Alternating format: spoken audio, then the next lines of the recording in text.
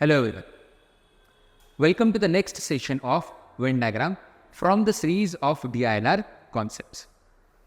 इसके पहले के सभी वीडियोस जैसे कि आज हम लोग वेन डायग्राम पे हैं, इसके पहले के सभी videos linear, circular, binary, sequencing, matching and distribution आपको DILR concepts and solved examples ये प्लेलिस्ट में मिल जाएंगे, जिसका लिंक हमने नीचे डिस्क्रिप्शन बॉक्स में दिया हुआ है.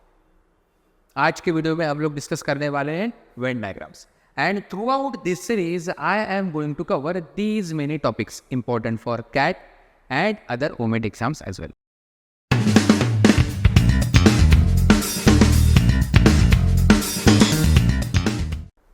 Venn diagram, one of the easiest concepts which we have studied in our school days. So सबसे पहले हम लोगों को ये देखना है कि वेन डायग्राम्स के बेसिक कॉन्सेप्ट क्या होते हैं. उसके लिए मैं आपको एक छोटी सी चीज़ बताऊंगा, एक छोटा सा एग्जाम्पल बताना चाहूँगा. जैसे कि if we consider 3 different variables, और पहले 2 डिफरेंट वेरिएबल्स के साथ स्टार्ट करते हैं. There is a group of individuals who drink either T और कॉफी और बोथ. और ऑब्वियसली जो हमेशा होते हैं, जिनका टाइम शाम को 7-8 बजे के बाद स्टार्ट होता है, वो ना तो चाय ना तो कॉफ़ी पीते हैं, अलग कुछ पीते हैं. If I want to represent these number of variables, तो मुझे किस तरीके का डायग्राम निकालना पड़ेगा? कुछ ऐसा डायग्राम निकालना पड़ेगा which is taking into consideration all the parameters. जैसे अगर मैं ये सर्कल को रिप्रेजेंट करूँ हु आर ड्रिंकिंग टी, ये सर्कल को रिप्रेजेंट करूँ हु ड्रिंक कॉफ़ी, तो ये पार्ट मेरा हो जाएगा who drink tea plus coffee. तो ये लोग किधर जाएंगे? वो इस सर्कल के में नहीं आएंगे, बाकी कहीं पे भी जा सकते हैं, right. So if my total sample space, कुछ लोग ऐसे भी करते हैं कि इसको आप बॉक्स कर दो, ये बाकी सब लोग नन हो जाएंगे. मैं इस तरीके से पढ़ाता हूँ कि उसका आप सेपरेट सर्कल निकाल दो, वो सब लोग भी तो नन में ही कंसिडर किए जाएंगे. This is first part. अभी अगर 3 वेरिएबल्स आते हैं, तो instead of taking tea, coffee and everything else, I will consider that the variables are A, B and C. तो जैसे इसी का एग्जाम्पल मैं यहाँ पर रेप्लिकेट करूंगा कि इसमें 3 वेरिएबल्स थे, एक तो ओनली टी, ओनली कॉफी. उसी तरीके से इसमें भी वही लोग रहेंगे, ओनली 1 वाले, जैसे ओनली ए में जाने वाले, ओनली बी में जाने वाले, ओनली सी में जाने वाले. तो या फिर अगर आपको टी कॉफ़ी के टर्म्स में ही लेना है तो tea coffee and green tea लेते हैं. चलो, टी कॉफ़ी एंड ग्रीन. तो ओनली 1 में only T, only coffee and only green tea. Correct. Combination of any 2 में क्या आएगा आपका? T plus coffee. तो टी प्लस ग्रीन टी वाले भी होते हैं, लेकिन कॉफ़ी प्लस ग्रीन टी वाले भी तो होते हैं, आप उनको कैसे इग्नोर कर सकते हो? करेक्ट. और कुछ नमूने ऐसे भी होते हैं जो ऑल 3, जिसको टाइम के हिसाब से चलेगा कि भाई आज सुबह मैं टी लूँगा, आफ्टरनून को कॉफ़ी लेता हूँ, और रात को यूजुअली मैं ग्रीन टी लेता हूँ ताकि मेरा पेट सफा हो जाए. ये मैं नहीं बोल रहा हूँ, ये नमूने बोल रहे हैं. ठीक है. And there will always be few who don't drink anything. ऐसे डायग्राम को, ऐसा वेरिएबल्स 1, 2, 3, 4, 5, 6, 7 एंड 8, इतने 8 सेक्शंस, तो नन वाला तो हम लोग अलग निकालते हैं. इतने 7 सेक्शंस रिप्रेजेंट करने के लिए मुझे किस तरीके का डायग्राम निकालना पड़ेगा? Usually 3 circles are sufficient. 1, 2. If this circle is representing tea, coffee and green tea, then part A is representing the people who are drinking only tea. Part B is representing the people who are drinking only coffee. And part C is representing the people who are drinking only green tea. Similarly, D, E, F में अगर मैं देखूँ, so this is a combination of T plus coffee. This is a combination of coffee plus green tea. And this is a combination of tea plus green tea. तो ये last वाले कौन हो गए?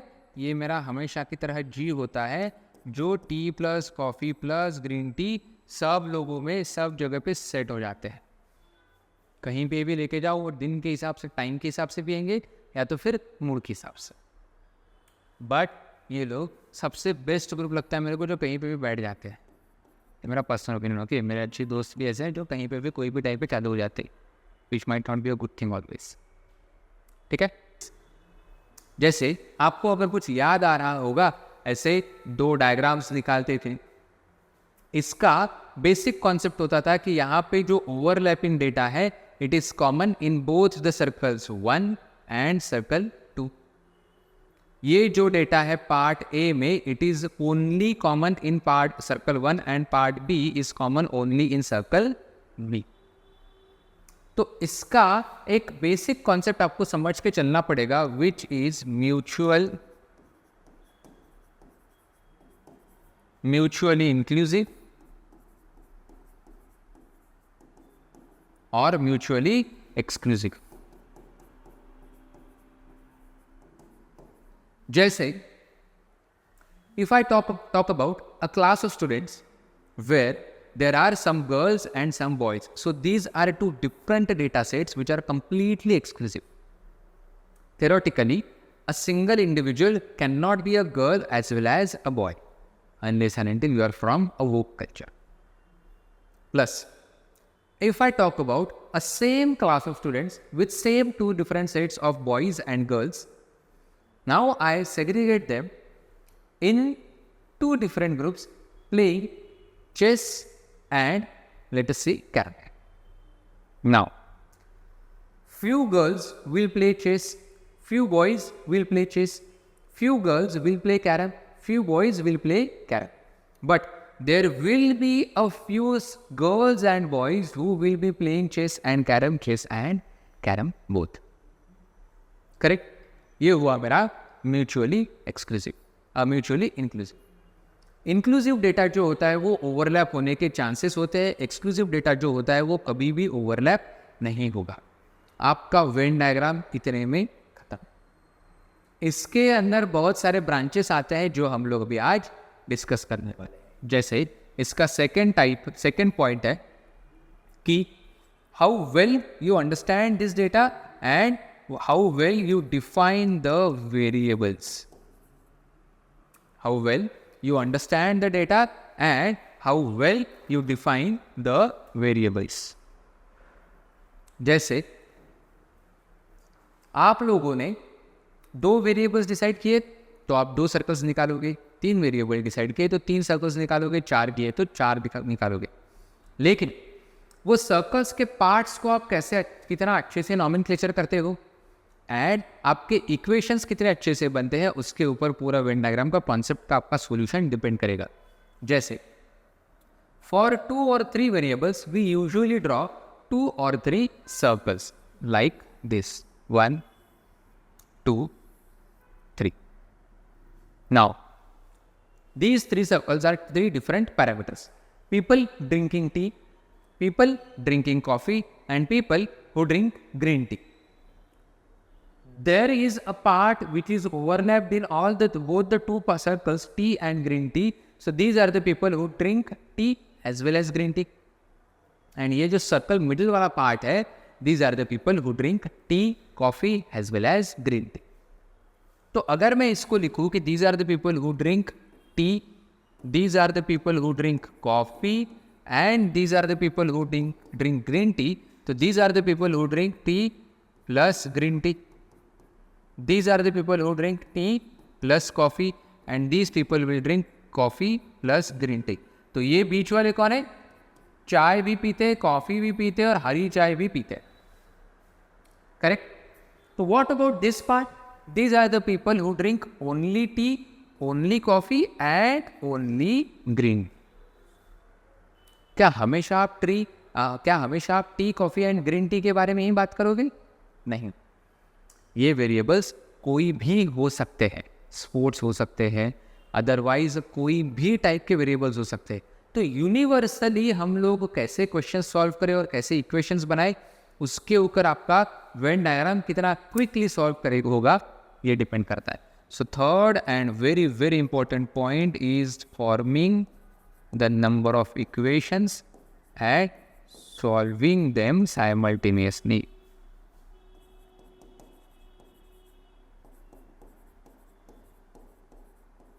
साइमल्टेनियसली जैसे यूनिवर्सली ये ध्यान में रखो कि अगर आप 3 सर्कल्स निकाल रहे हो या फिर 2 सर्कल्स निकाल रहे हो तो मैं दोनों के लिए आपको डिफरेंट डिफरेंट पैरामीटर्स बता देता। अभी के लिए ये वेरिएबल 1, वेरिएबल 2 एंड वेरिएबल 3 ऐसा पकड़ के चलते हैं। बाकी सब आप भूल जाओ कि T, green tea and coffee etcetera etcetera, ये कुछ भी नहीं है, ये हम लोग पकड़ के चलते। This is variable 1, variable 2। So first part is talking about variable 1, variable 2 and variable 3, 3 variables, and second diagram is talking about only 2 variables. तो मुझे इतना पता है कि there is a certain part which is representing only variable 1, only variable 2, only variable 3। This part is representing V1 plus V2, V2 plus V3, V3 plus V1. And this part is representing V1, V2, V3. Here, this is only V1, only V2 and V1 plus V2. दोनों में एक common part रहेगा कि ऐसे भी कुछ लोग हो सकते हैं जो टी टोटलर है, जो ना तो चाय पियेंगे, ना तो कॉफ़ी पियेंगे, ना तो ग्रीन टी पियेंगे, उनका पीने का टाइम शाम को 8 बजे के बाद चालू होता है। ऐसे भी बहुत सारे लोग होते हैं, right? So those will neither come in V1, V2 or V3. They will have their separate representation. For this one as well, let us say there are some players who play chess, some who play carom, and there will be third circle who don't play chess as well as carom.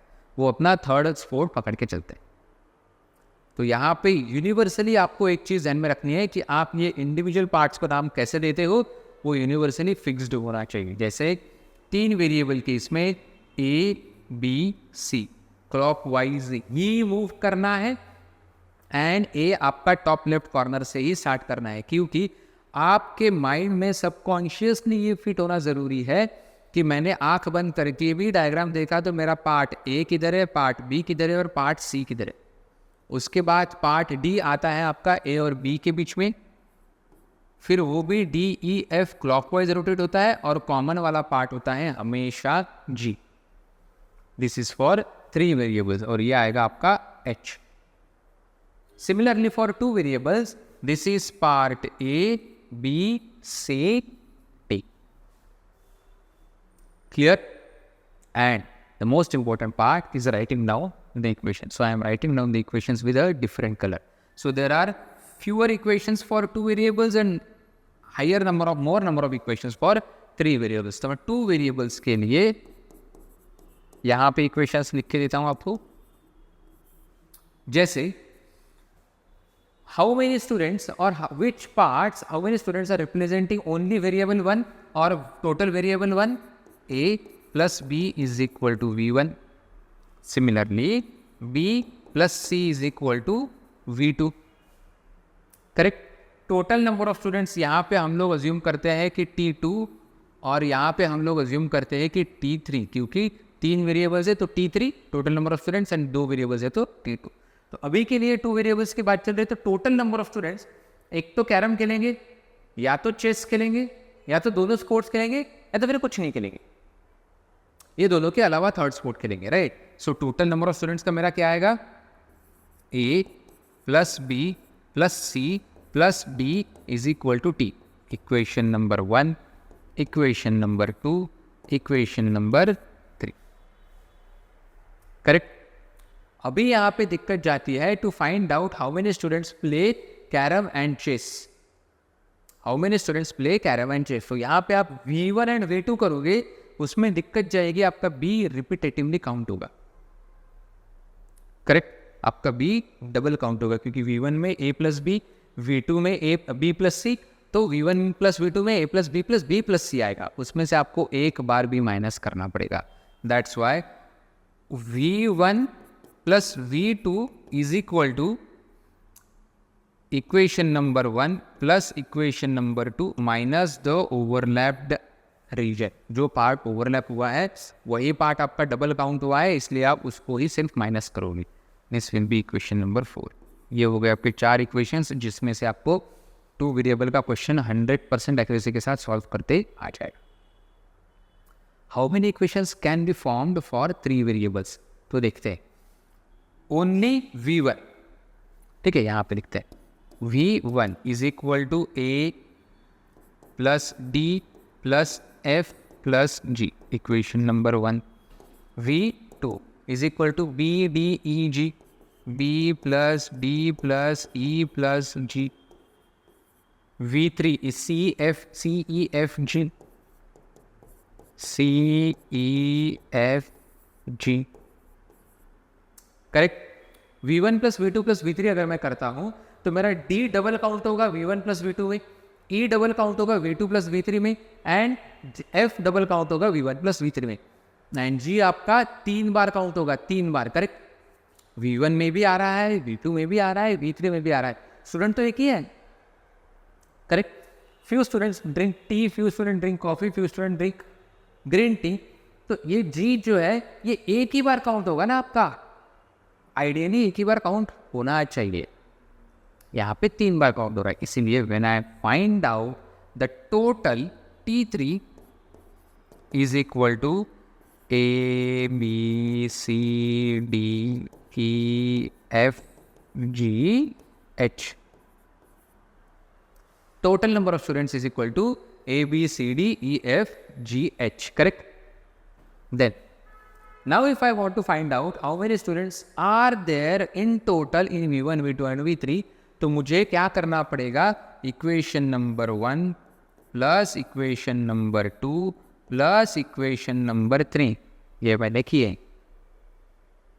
Correct. Equation number 1 plus 2 plus 3, equation number 1 plus 2 plus 3, उसमें से जो repeat count हो रहे हैं वो मुझे subtract करने पड़ेंगे। जैसे D 2 बार काउंट हुआ, E 2 बार काउंट हुआ, F 2 बार काउंट हुआ और G 3 बार काउंट हुआ। These are what? These equation number 5 represents total number of students drinking tea, coffee and green tea. Correct. Any of the 3 drinks. Any of the 3 drinks. Any 1, 2 भी हो सकते हैं, 3 भी हो सकते हैं। इसमें अगर मैंने क्वेश्चन आपको अपडेट किया कि how will you find out total number of students drinking minimum 2 drinks, total number of students drinking minimum 2 drinks, तो 2 एंड 3 आते हैं, तो D E F G आता है, correct. D E F G आता है। How many students drink? At most 3 drinks.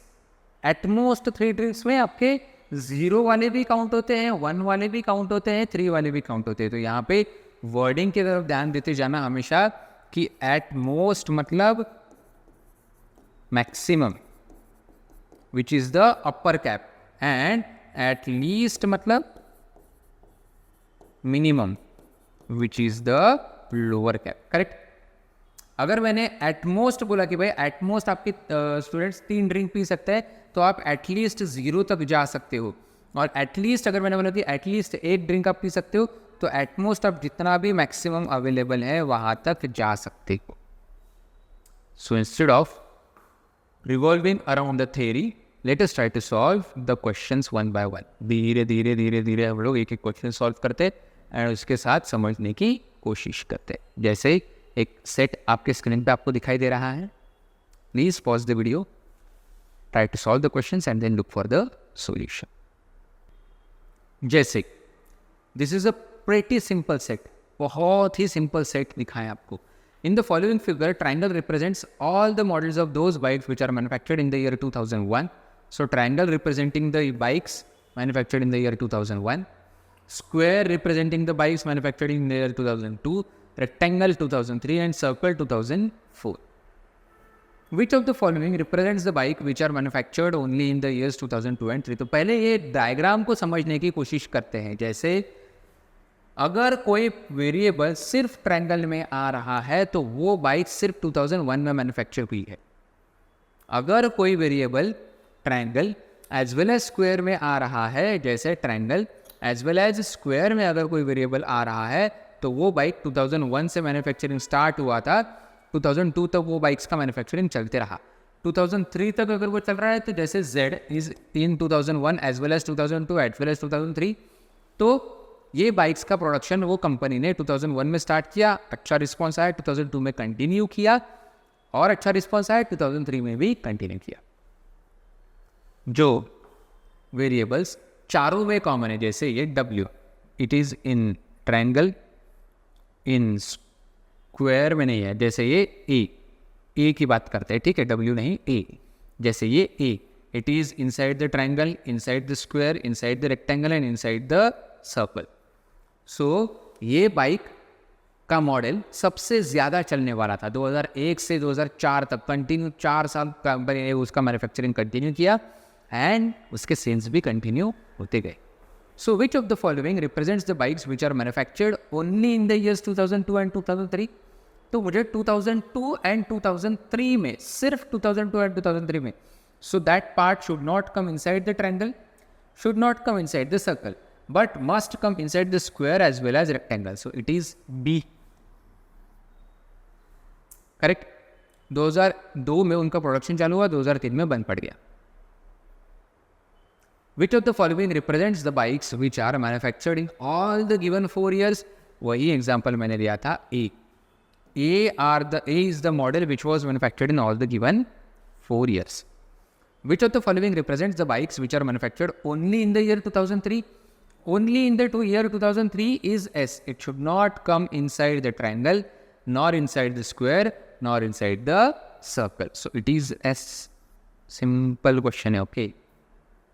Which of the following represents the bikes which are manufactured only in the years 2001 and 2004? 2001 का triangle है, 2004 का circle है, तो square and rectangle के बीच में नहीं आना चाहिए, लेकिन ट्रायंगल एंड स्क्वायर सर्कल के बीच में आना चाहिए. So it is Y. And which of the following bikes represents the bikes manufactured in the year which are manufactured in 2001, 2 and 3 but not in 4? So 2001, 2 and 3 but not in 4. तो मुझे triangle में भी चाहिए, square में भी चाहिए, rectangle में भी चाहिए, लेकिन सर्कल में नहीं आना चाहिए. That is the part represented by Z. Correct? It is the part which is represented by Z. Simple, straightforward question था. Moving forward to the next set. अच्छा.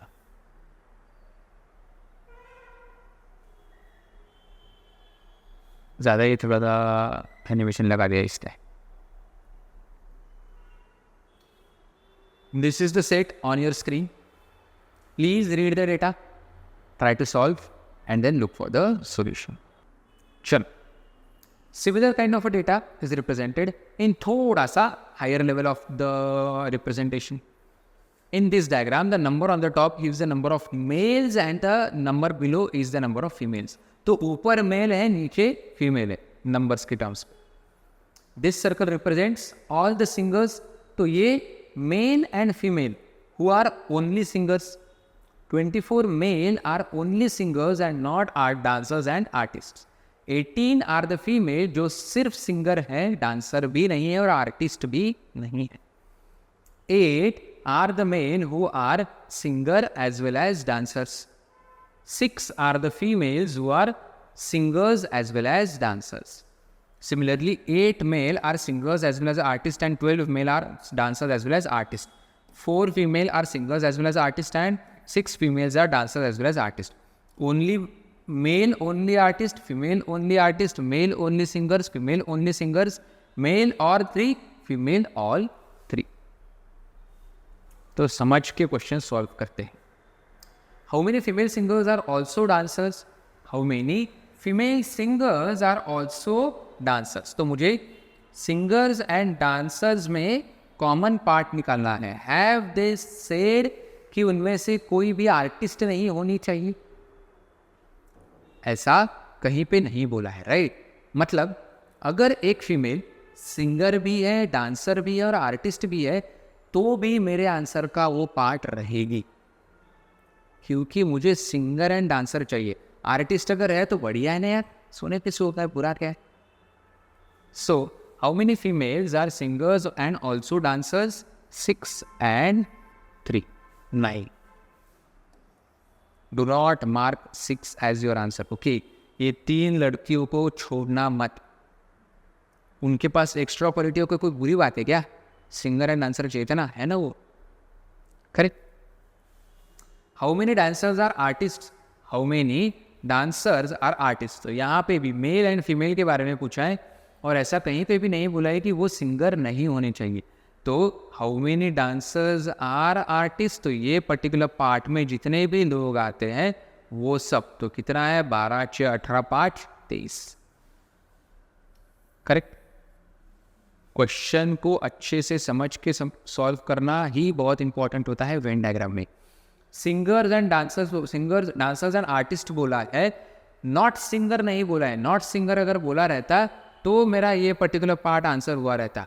उन्होंने ये नहीं बोला कि ये लोग सिंगर्स नहीं होने चाहिए, ऐसा जरूरी नहीं है। डांसर्स एंड आर्टिस्ट है, सिंगर हुआ तो और बढ़िया बात है मेरे लिए, राइट। प्रोड्यूसर का कॉस्ट कटिंग हो जाता है इसलिए तो आजकल हर एक एक्टर भी सिंगर बन जाता है, हर एक सिंगर भी एक्टर भी बन जाता है, सब एक दूसरे का रोल खा रहे। चल क्या रहा है, क्या हो रहा है? How many females are not singers? How many females are not singers? तो मुझे फीमेल निकालनी है जो ये सर्कल के बाहर है। 12 + 6 18 + 18 36। रेड कलर में जाना मुश्किल है क्योंकि नॉट बोला है। How many females are not singers? So singer के बाहर जितनी भी फीमेल्स है वो सब। How many male artists are singers? Okay, so मुझे थोड़ा सा इसको क्लीन करने दो एक बार। How many male artists are singers? Male artist and singer. तो डांसर होना या ना होना मुझे उससे कुछ फर्क नहीं पड़ता। सिंगर एंड आर्टिस्ट के अगर वो सर्कल में आ रहा है तो वो मेरे आंसर का पार्ट होना जरूरी है। It is 10। And how many female dancers are also singers as well as artist? अभी ऐसी कितनी फीमेल है जो तीनों सर्कल का पार्ट है? It is 3। How many female dancers are also singers as well as artist? ऐसी कितनी फीमेल है जो तीनों सर्कल का पार्ट है? It is correct. चलो थोड़ा सा अभी नेक्स्ट सेट में हम लोग लेवल अप करने की कोशिश करते हैं। So this is a set. इसमें आपको म्यूचुअली इंक्लूसिव म्यूचुअली एक्सक्लूसिव का डेटा अच्छे से समझ में आएगा and then try to solve the questions. इसके साथ साथ एक टेबल भी आपके हेल्प के लिए दिया हुआ है। आइडियली ये क्वेश्चन का पार्ट नहीं था, मैंने जानबूझ के थोड़ा सा इजी एक्सप्लेनेशन करने के लिए आपको ये टेबल डाल के रखा है।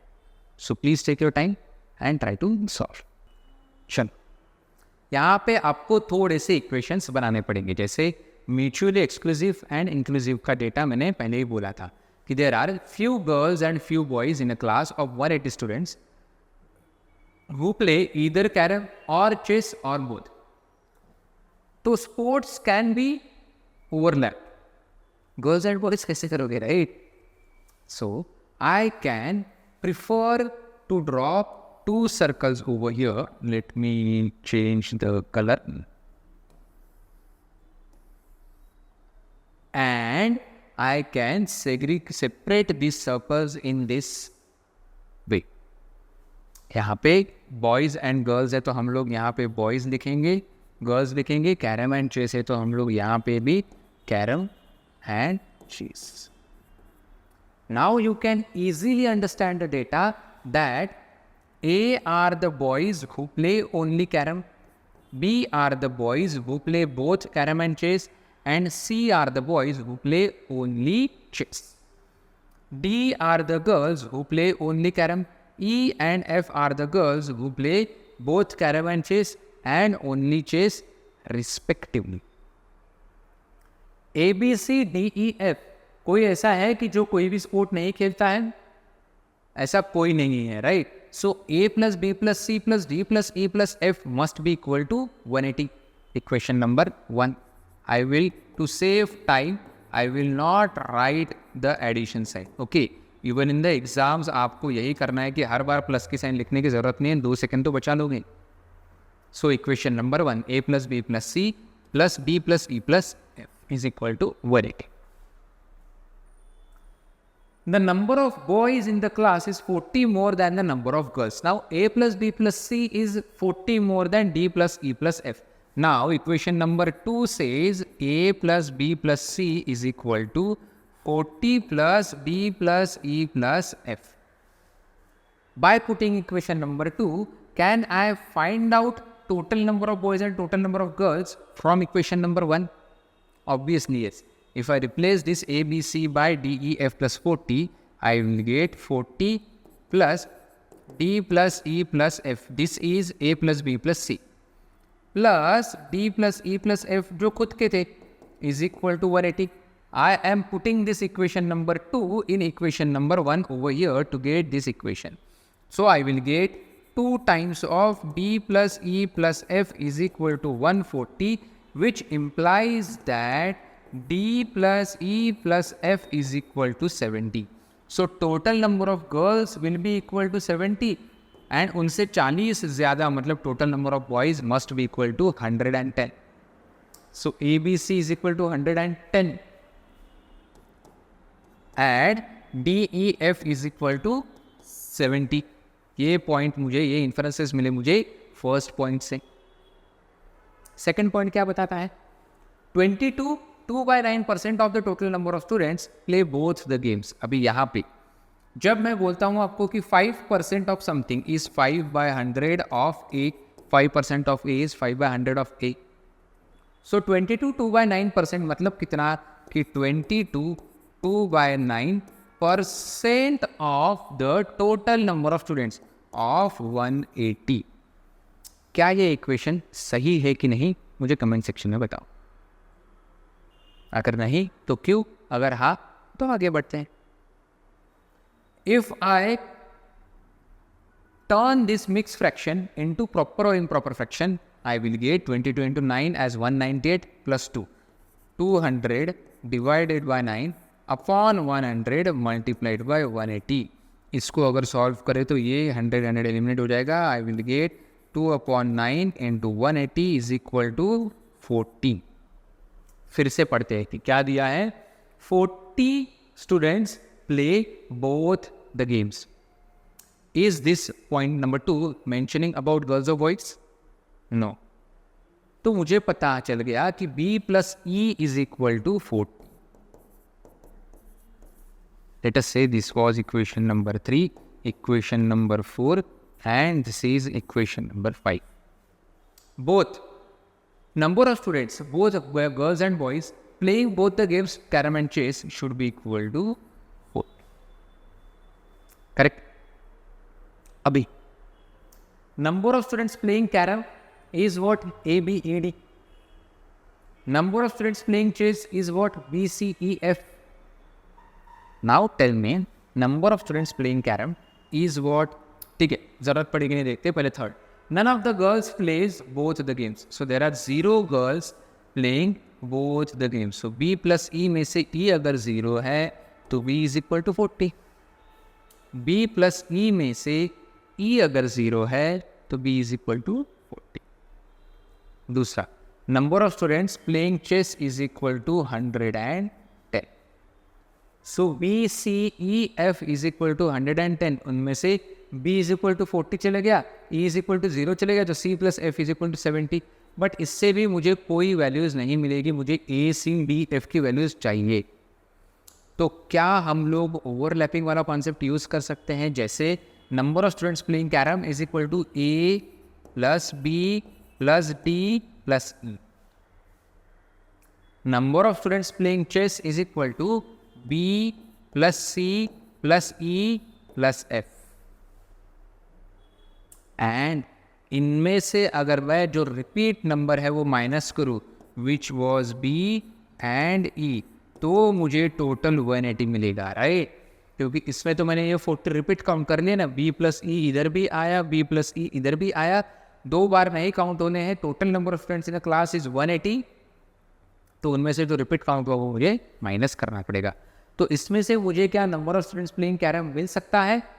Let us try to find out. जैसे a plus B plus D plus E, इसका मुझे आंसर नहीं पता है, लेकिन B C E F number of students playing chess is equal to 110 minus 40 is equal to 180। तो ये 70 हो जाएगा, वो उधर जाके माइनस हो जाएगा। That's why a plus B plus D plus E is also equal to 110 as per equation number 6। A B D E जैसे कि तैसे नीचे लिया, B C E F are the number of students playing chess 110 table में दिया हुआ है, and B plus E is equal to 40, ये हमने अभी फाइंड आउट किया, ये भी दिया हुआ है। So total number of students playing carom is equal to 110. So total number of girls playing carom must be 40.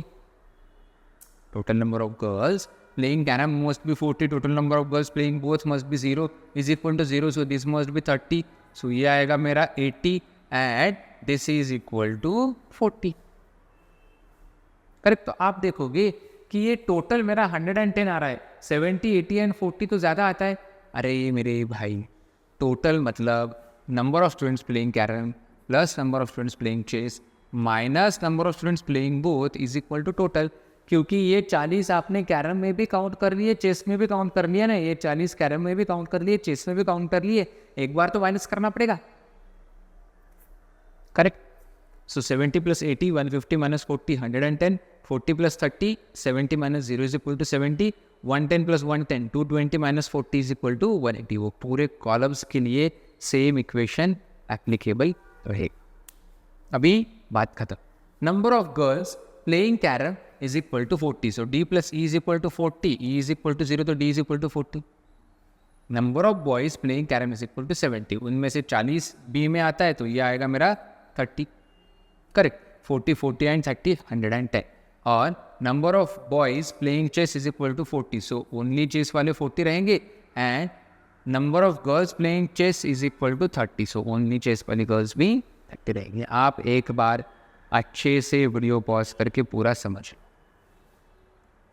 How many girls play only chess 30, how many students play both chess and carrom 40, how many boys play only chess 40, C is equal to 40, correct? How many students do not play both the games? How many students do not play both the games? Correct. Both the games नहीं खेलते मतलब single game खेल रहे हैं, ये समझना है, ठीक है। Do not play both the games, obviously answer 0 रहेगा और वो ऑप्शन में ही नहीं है। How many students do not play both the games मतलब only chess and only carrom वाले कितने हैं? तो 70 plus 70 140. And how many students play carrom 110? Straightforward and simple question. Moving forward to the next one of 3 variables. This is actually the higher level set. Please pause the video, apply your brains and try to solve this. So, this is a question of 3 variables जो आपको थोड़ा सोच के समझ के solve करना पड़ेगा, ठीक है। According to the data obtained from a club, 100 people come for swimming, 85 come for tennis and 65 come for aerobics. Swimming, tennis and aerobics. तो मुझे यहाँ पे पता है कि 100 people come for swimming. So swimming का टोटल 100 आना चाहिए, 85 come for tennis, तो टेनिस के सर्कल का टोटल 85 आना चाहिए, एंड 65 come for aerobics. तो एरोबिक्स के सर्कल का टोटल 65 आना चाहिए। अभी इक्वेशंस 1 by 1। पहले वेरिएबल के तो नाम दे देते हैं। जैसे यूनिवर्सली हमने डिसाइड किया है कि A B C D E F G, A B C D E F and G. For every 10 people who come for swimming, swimming के लिए टोटल कितने आ रहे हैं? 100, बट उनमें से एक रेशो बताया हुआ है, ठीक है। This is a statement which will help you form a particular ratio. So how many students are actually, how many people are coming for swimming? A, D, F, G, right? A, D, F, G. For every 10 of these, there are 3 who come for aerobics and tennis. So aerobics and tennis के लिए कितने लोग आ रहे हैं? G plus E. Aerobics and tennis के लिए कितने लोग आ रहे हैं? G plus E. So G plus E is equal to 3. ये रेशो को अगर मैं सिंप्लीफाई करूँ by multiplying this by 10, so मुझे मिलेगा equation number 1 which is G plus E is equal to 30. Second statement say for every 17 people who come for tennis, how many people come for tennis? B, D, E, G. Correct? B, D, E, G. For every 17 of these, इसका usually exact opposite होता है, ठीक है? F plus G रहेगा. There are 7 people who come for swimming and aerobics. There are 7 people who come for swimming and aerobics, which is F plus G is equal to 7. अगर मैं इसको 5 से multiply करूँ ऊपर और नीचे तो मुझे मिलेगा 85 and 35.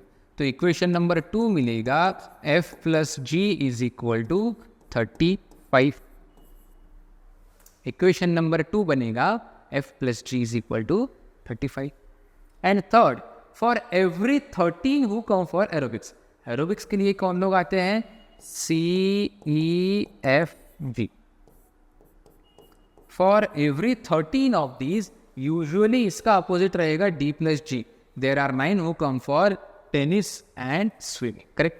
So there are 9 who come for tennis and swimming. इसको 5 से मल्टीप्लाई करो, इसको 5 से मल्टीप्लाई करो, आपको इक्वेशन नंबर 3 मिलेगा D plus G is equal to 45. इधर लिख लेता हूँ. D plus G is equal to 45, which is equation number 3. आगे बोला है कि 20 people come for tennis, swimming and aerobics. ये बात question. So 20 people come for tennis, swimming and aerobics. That means G is equal to 20. The moment you write these values inside this circle, G is equal to 20. तो आपका D plus G is equal to 45 था, तो D is equal to 25.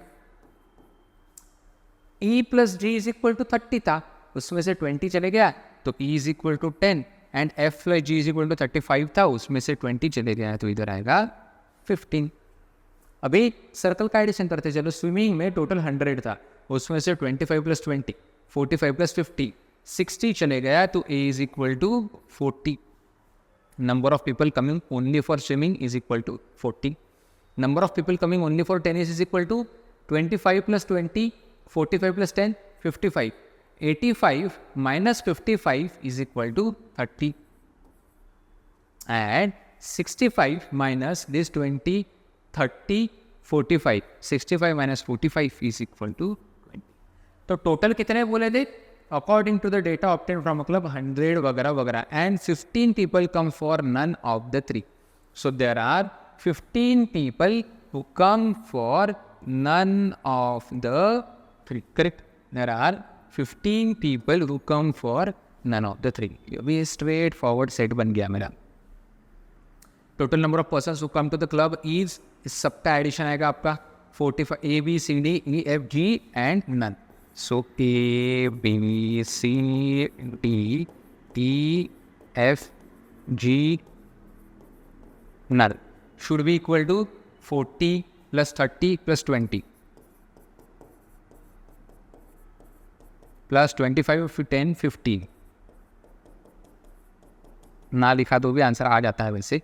Plus 20 plus 15, तो ये आएगा addition मेरा 70, 90, 115, 125, 140, 160, 175. Total number of people who come to the club is 175.